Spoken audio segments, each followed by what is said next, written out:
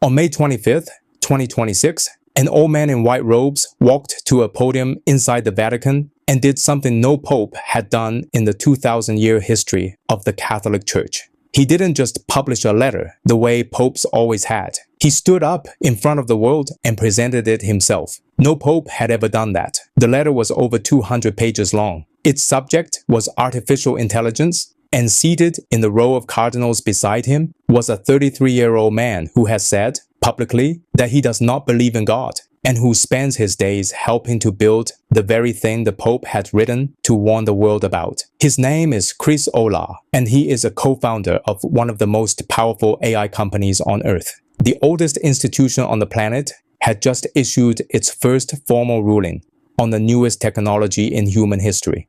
And it had invited one of the people building it to stand beside it as it did. The letter opens with a line that reads like a warning. Never, the Pope writes, has humanity had such power over itself. This is the story of why he wrote it, why an atheist was in the room, and why the first clue came a year early, hidden in plain sight, in the name this new Pope chose for himself. To understand what happened in that room, you have to go back 1 year, to the day this Pope was chosen. When the cardinals elected Robert Prevost in May of 2025, he became the first American ever to lead the Catholic Church, a kid from Chicago who had spent decades as a missionary bishop in Peru. And the very first decision a new Pope makes is his name. He chose Leo XIV, and he told the world exactly why. More than a century ago, another Pope named Leo XIII watched the first industrial revolution tear through Europe. He watched factories turn human beings into cheap, replaceable parts. And in 1891, he wrote a letter about it, called Rerum Novarum. In it, he described workers who had been, in his words,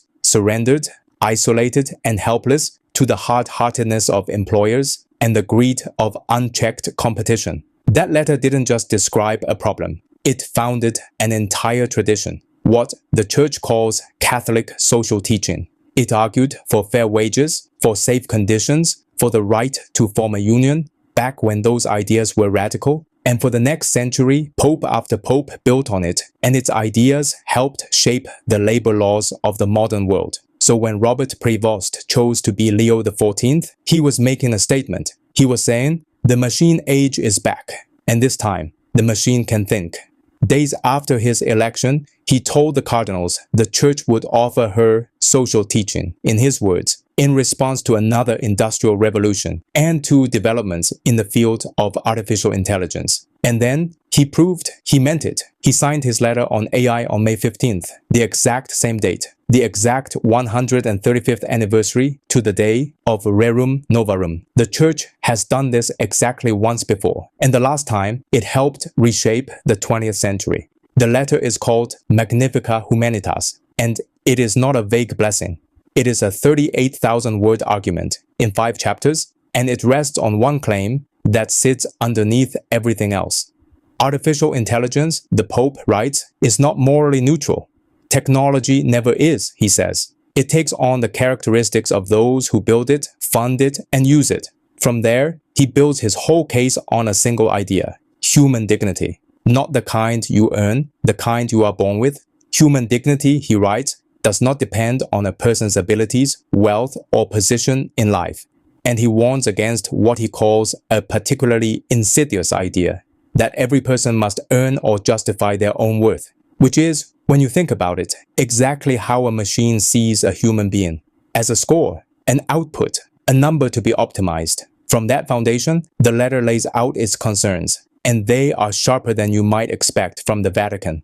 On work, he warns that rapid automation could leave millions in what he calls forced inactivity. On truth, that AI can flood the world with convincing lies. On war, an entire section titled Weapons and Artificial Intelligence argues that we must never hand the decision to kill to a machine, and that letting machines fight our wars makes those wars easier to start. And on power, he says the thing most governments are afraid to. The companies building this technology, he writes, now command resources that surpass those of many governments. A handful of private labs, accountable to almost no one, holding the wheel of the most powerful technology ever built. His answer is not to ban it. Presenting the letter, he chose one word deliberately. AI, he said, needs to be disarmed. The word is strong, I know, but deliberately chosen. To disarm does not mean rejecting technology, but preventing it from dominating humanity. What he asked for was real rules, transparency about how the algorithms actually work, independent oversight, and a seat at the table for everyone the technology touches. So who is the man making this argument? Here is the detail almost no one mentions. Before Robert Prevost was a priest, he was a mathematician. He earned a degree in mathematics from Villanova University in 1977. The man now warning the world about the thinking machine spent his early 20s doing the very kind of reasoning that machine is built to imitate. Then he joined a religious order, the Augustinians, and in the 1980s, he did something that would shape the rest of his life. He left the United States for Peru. He spent decades there, much of it as the bishop of a city called Chiclayo, in communities where he watched new technology and a global economy arrive not as a product launch, but as a force that reshaped people's lives, whether they were ready or not. He is not a man of Silicon Valley. He saw the future from the other side of it. When Pope Francis died in the spring of 2025, the cardinals locked themselves in the Sistine Chapel. And on the fourth ballot, the white smoke rose for the American. And almost immediately, he started writing. He began drafting his letter on artificial intelligence in July of 2025 at the papal residence outside Rome. For a man who had spent his life among people on the receiving end of other people's revolutions, the question was personal. What happens to the worth of a human being when a machine can do almost everything they can do, faster and for free? Which brings us back to the most surprising person in that Vatican hall. Chris Olah did not take a typical path. He dropped out of university at 18, won a fellowship for young people who skip college to build, and became one of the founders of a field with a strange and important name. Mechanistic interpretability. Here is what that means. Modern AI is a black box. We build these systems, we train them, and they work, but we genuinely do not understand what is happening inside them. Olah spends his life trying to open that box, to map which artificial neurons light up for which ideas, to actually see what the machine is thinking. He led that work at OpenAI. Then, in 2021, he and a group of colleagues left to found a new company built around AI safety. They called it Anthropic. So this is not a man who fears technology or doubts it. This is one of the few people alive who can look inside the machine and describe what he finds. And standing in front of the Pope, he said something you almost never hear from the people building this. Every frontier AI lab, he said, including Anthropic, operates inside a set of incentives that can sometimes conflict with doing the right thing. We need, he said, moral voices that the incentives cannot bend. He was, in effect, asking the church for help because, as he put it, the people inside cannot always see what the people outside can. And here is what makes this more than a photo op.